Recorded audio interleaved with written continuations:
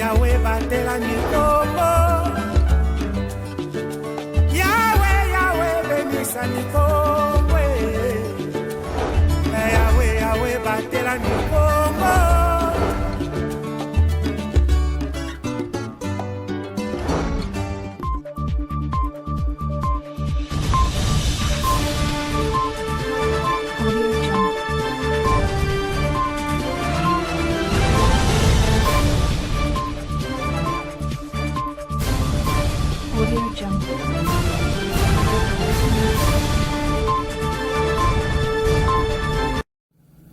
Vous informer, c'est notre devoir. Messieurs et dames, bienvenue.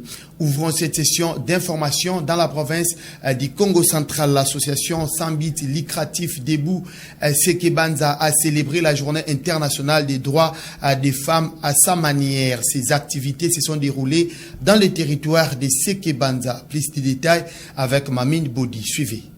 Les femmes membres fidèles de l'association sans but lucratif Debout Sekebanza ont fêté avec enthousiasme mercredi 8 et dimanche 12 mars 2023 la journée internationale des droits de la femme. Tout a commencé à l'étape de la commune rurale où ces femmes, sous le leadership de Madame Alice Samba, première dame de l'Asbel Debout Sekebanza, ont eu à réfléchir et méditer sur les thèmes tant international que national. Après cette réflexion et cette méditation, s'en est suivi le jeu concours dénommé Soirée Kangaliputa, organisé par cette structure non gouvernementale où 12 associations sœurs ont été invitées afin de prendre part à ces jeux concours.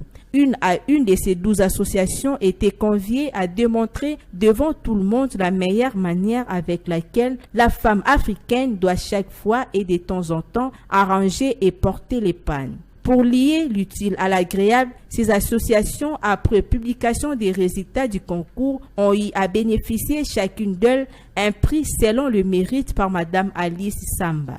Ces candidates au G-concours se sont vues, elles, à leur tour, être gratifiées d'une pièce de panne avec la marque de 8 mars chacune. Il faut signaler que cette activité qui a commencé le 8 mars 2023 dans la commune rurale de Kinzamvouete, territoire de Sekebanza, a connu une continuité le 12 mars 2023 dans les secteurs de Sumbi, dans le même territoire où Madame Alice Samba, appelée affectueusement Mibekouane, a eu à communier avec les femmes membres de l'Asbel Debout Sekebanza dans les cadres toujours de ces festivités. Le même exercice a été refait avec le défilé, la remise des prix, vareuses, ballons et enveloppes à des équipes féminines et 6 équipes masculines au terme d'une finale de football organisée pour la cause. Il est utile et important de signaler que l'Asbel Debout Sekebanza, association chère au président fondateur Maître Edouard Sambantitou, député provincial, a eu le jour en 2020, à ce jour répandu dans tous les territoires de Sekebanza et milite pour le bien-être social de la population de Sekebanza et d'ailleurs.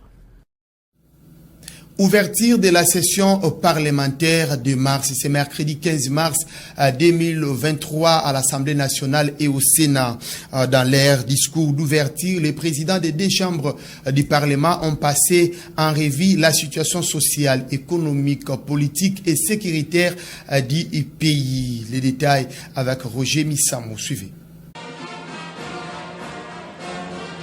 Les parlementaires congolais ont repris le chemin de l'hémicycle ce mercredi 15 mars 2023 pour la session ordinaire de mars. La cérémonie d'ouverture s'est déroulée dans un temps voisin à travers les 2 chambres du Parlement. À l'Assemblée nationale, l'ouverture de cette session parlementaire s'est déroulée dans la salle des congrès du Palais du Peuple sous la présidence du numéro 1 de cette chambre législative, Christophe Mbosonkodia. Dans son allocution, le président de l'Assemblée nationale a résumé les enjeux de cette session parlementaire ainsi que la situation sociale, économique, politique et sécuritaire du pays. Même cérémonie à la chambre haute du Parlement, le Sénat, où le président Modeste Bahati-Lukwebo a manifesté son inquiétude sur la dégradation de la situation sécuritaire à l'est du pays et a recommandé au gouvernement l'exécution sans faille du programme de développement local de 145 territoires.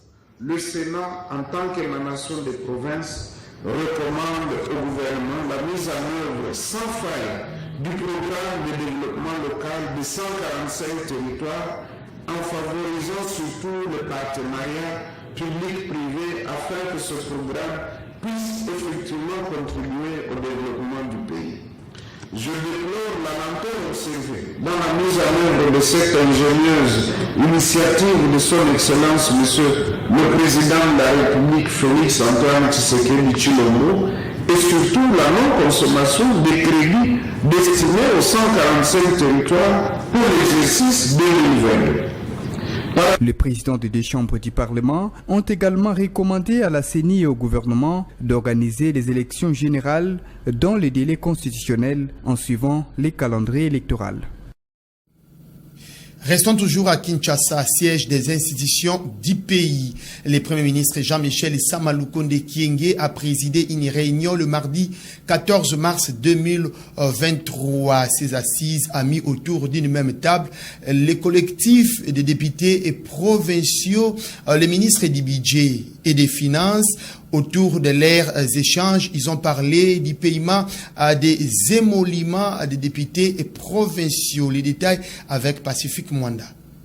Plus d'un mois après l'incident qui s'est déroulé à la primature opposant les agents de sécurité et les députés provinciaux qui réclamaient les paiements de leurs émoluments, la solution est trouvée. Les arriérés des mois de décembre et janvier sont déjà disponibles à la banque. Les assurances ont été données par le Premier ministre Jean-Michel Sama Lukonde. C'était au cours d'une réunion qu'il a tenue ce mardi 14 mars 2023 dans la capitale congolaise. Ces assises ont mis autour d'une même table une délégation du collectif des députés provinciaux, les ministres d'État en charge du budget, Aimé Bodi, et le ministre des Finances, Nicolas Kazadi. Au sortir de cette réunion, les représentants du collectif des élus provinciaux de toute la République s'est exprimé. Nous avons rappelé le mois de décembre qui n'était pas payé, le mois de janvier et le février, et le Premier ministre nous a certifié, ça a été aussi confirmé par le ministre des Finances, que les mois de décembre et de janvier se trouveraient déjà à la banque.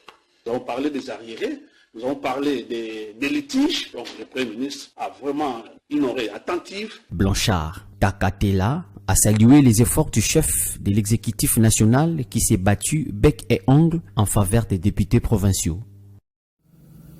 Quelques jours après la sortie médiatique de l'ancien président de la CENI, Corneille Nangaa, l'actuel bureau de la centrale électorale sort de son silence en étalant au grand jour la mauvaise gestion de la CENI sous son règne. Suivez ces propos du vice-président de la CENI.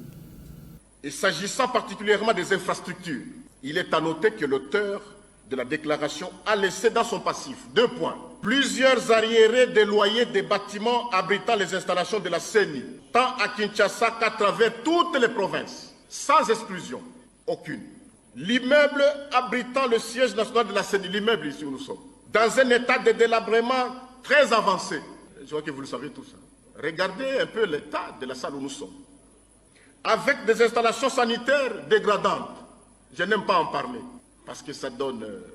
ça reflète l'image un peu des gestionnaires de ce qui est. Pour redorer le blason de l'institution ternie par l'auteur de la déclaration, l'actuel management a acquis l'immeuble abritant le siège national de la CENI en initiant les travaux de réhabilitation du dit siège, particulièrement la rénovation de la salle des conférences Abbé Malou Malou, nous sommes, et ses dépendants, qui sont à ce jour embellis et équipés à la hauteur et au prestige de l'institution. Il en est de même des entrepôts centraux en cours de construction et le paiement des arriérés des loyers de tous les démembrements à travers le territoire national.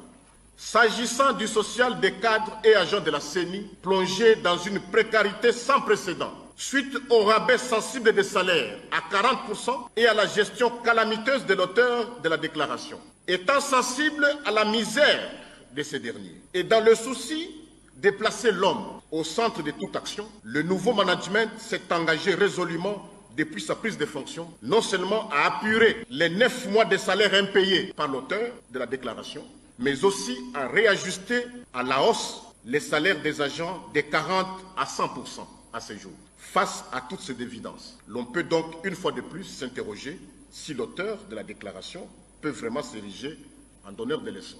Laissez-moi vous dire que désormais, parce que l'auteur de la déclaration, c'est la 4e fois qu'il passe dans la presse pour tirer à bout portant la CENI. Désormais, puisqu'il s'agit de l'ancien président de l'institution, désormais, lorsqu'il passera dans la presse, nous allons répliquer.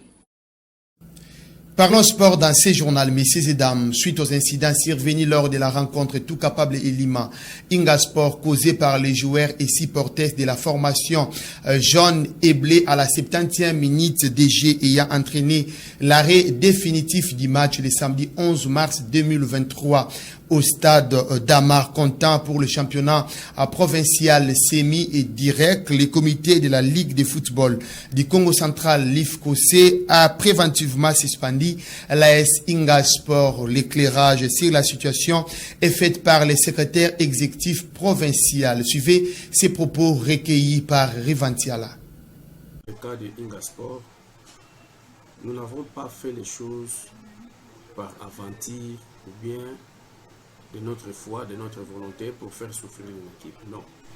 Vous vous souviendrez, le tout dernier match au niveau de Matadi qui avait posé problème, je pense c'est Imana Matadi contre Tout Capable et Lima. Les incidents qu'il y a eu au niveau du stade, lorsque les fanatiques de Imana se sont précipités sur l'arbitre, et le match a été arrêté. Le match n'est pas allé à sa fin. Et à notre niveau, si le match ne va pas à sa fin, la première des choses, c'est de voir, partant l'article 60 du règlement général sportif, on doit chercher les infractions. Et dans notre rôle, en cherchant les infractions, nous avons toujours une commission, des commissions qui travaillent avec moi comme secrétaire provincial, secrétaire exécutif. Il y a des commissions qui travaillent avec moi. Et la première des choses, c'est de suspendre préventivement l'équipe. Et ça, c'est par rapport à l'article 43 et 44 de CEDEF qui dit que avant toute chose, il faudra suspendre d'abord l'équipe préventivement pour donner la possibilité aux commissions de traiter. Et c'est seulement à la fin du traitement des dossiers, à l'examen du dossier, que peut-être qu'on pourra lever la suspension et prononcer les sanctions. Fin de cette édition du journal, messieurs et dames. Merci de l'avoir suivi et bonne suite des programmes chez vous. Au revoir.